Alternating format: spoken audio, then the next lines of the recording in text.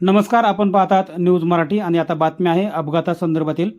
जेजुरी मोरगाव मार्गावर रात्री 8 वाजल्याच्या दरम्यान एक अपघात झाला होता आणि या अपघातामध्ये 8 जणांचा मृत्यू झाला होता। या 8 जणांची नावे आता समोर आलेली आहेत।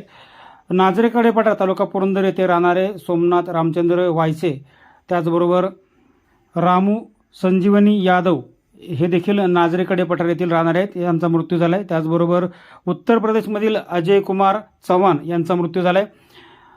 कांजळे तालुका भोर येथे राहणारे अजित अशोक जाधव यांचा यामध्ये मृत्यू झाला आहे।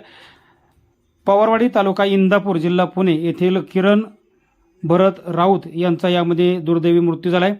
त्याचबरोबर सोलापूर येथे राहणाऱ्या अश्विनी संतोष यांचा या अपघातामध्ये मृत्यू झाला आहे। तर बारामती तालुक्यातील जारगरवाडी येथील अक्षय संजय राऊत यांचा मृत्यू झाला आहे।